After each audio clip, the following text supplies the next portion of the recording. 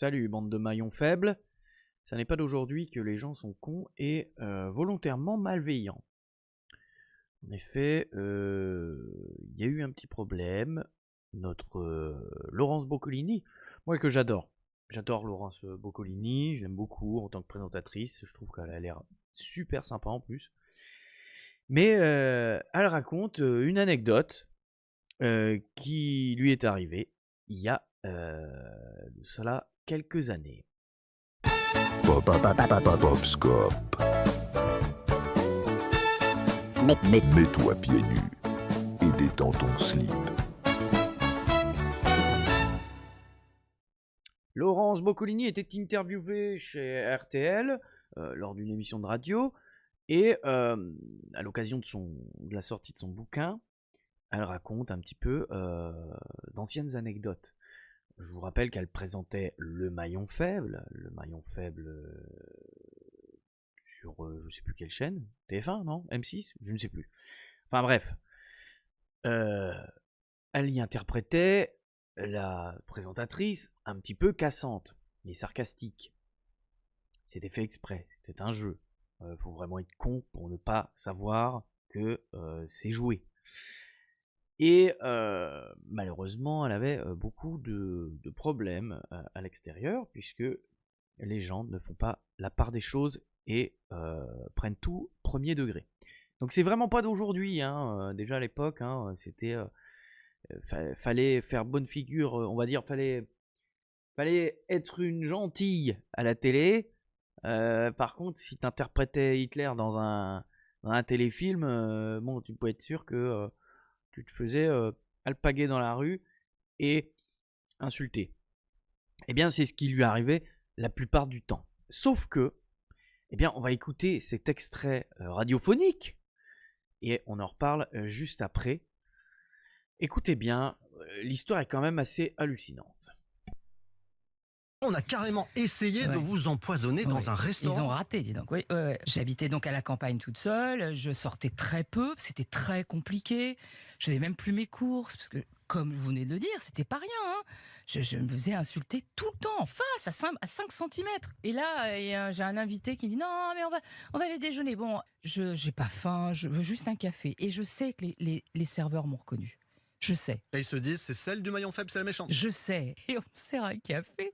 Et quand je commence à boire le café, j'ai l'impression que je bois du feu. C'est-à-dire, je ne sais pas ce qu'il y a dans mon café. Je me dis, il y a un produit chimique, il y a du piment, il y a du poivre. Je reste comme ça. Mon invité me dit, je lui dis, je crois, je sais pas ce que j'ai dit. Et je lui ai dit, goûte. Et il goûte, il reste absolument pétrifié. Et il me dit, surtout, fais pas de scandale. Ce qui était la chose à pas faire. Parce qu'il aurait fallu faire un scandale. Mais il aurait fallu dire, qu'est-ce que vous avez fait là? Voilà. Et je vois le regard des serveurs un peu satisfait, genre, ah, elle l'a bien cherché. Elle a pris son café, voilà. Pour moi, ça a été terrible. J'ai pas fait de scandale, j'ai rien Vous fait. n'avez rien dit, vous êtes parti comme Non, ça, je suis un partie peu comme ça. précipitamment, sans finir le café, j'imagine. Sans finir quoi que ce soit. Et je crois, je sais pas, 6 mois après, j'ai reçu un mail de cette chaîne de restaurants qui me disait « On a appris, on est bien désolé, on vous offre un repas pour 2. » Mais j'aurais pu. C'est-à-dire, là, c'était vraiment, c'était dommageable, parce que j'aurais pu être allergique, j'aurais pu m'étouffer, j'aurais pu avoir une brûlure de l'œsophage. Voilà.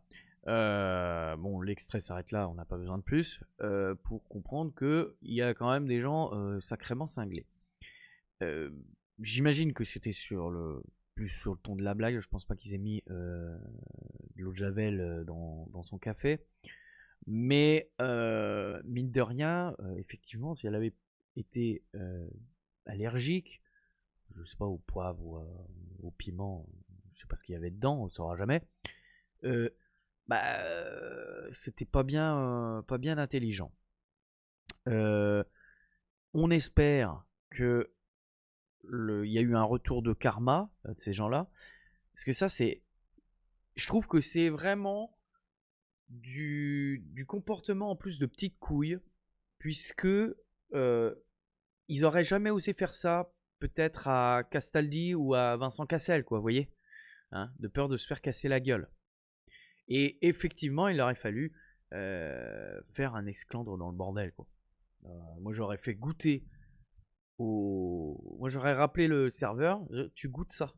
Tu goûtes ton café, là, dégueulasse. tu me le goûtes et tu le goûtes devant moi parce que vraiment pour les foutre mal. Parce que là, quelque part, ils ont un peu gagné. J'ose imaginer qu'ils se sont fait virer par la suite lorsque ça a été découvert. Mais ce qui n'est pas trop détaillé dans ce passage radiophonique, c'est que je l'ai vu sur un autre article où elle parle également de cette anecdote. C'est que, ce qui est très bizarre, elle n'a pas fait d'esclandre. Elle n'en a pas parlé sur les réseaux de l'époque, et puis elle n'en a pas parlé à la télévision non plus. Mais mine de rien, quelques temps plus tard, elle reçoit quand même le mail des gars, du directeur, j'imagine, du resto ou du bar, qui lui dit bah écoutez, on est désolé, on vous offre un truc gratuit, voilà, ça ne se reproduira plus, etc. C'est quand même assez louche. Parce que s'il n'y a pas il n'y a pas eu d'esclandre, il n'y a rien eu, comment savent-ils?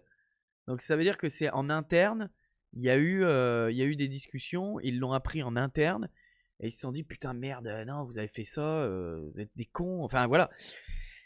Donc quelque part, la faute a été avouée. Et encore, on parle de faute, mais là c'est pas une faute, hein. Là c'est ils auraient pu se faire virer pour vraiment faute grave, quoi, en fait.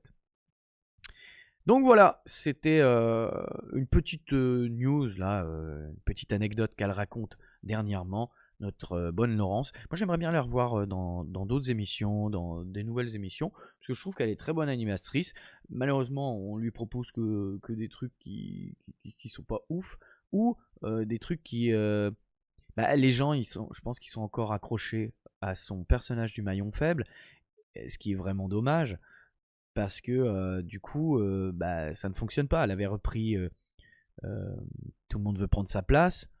Je trouve qu'elle était meilleure animatrice que Nagui, par exemple. J'en pouvais plus de Nagui, moi. Enfin bon, après, je regarde plus la télé, là, maintenant, mais à l'époque, j'en pouvais plus de Nagui. Voilà. Qu'en pensez-vous, vous, de votre côté, de ces petites histoires? Et êtes-vous du côté de Laurence? Je l'espère, quand même. Il y a quand même une logique là-dedans. Je veux dire, on va pas se mettre du côté des connards. Je vous prierai de vous abonner, liker, partager, et on se retrouve bientôt pour de nouvelles news. Et on fait un bisou à Laurence.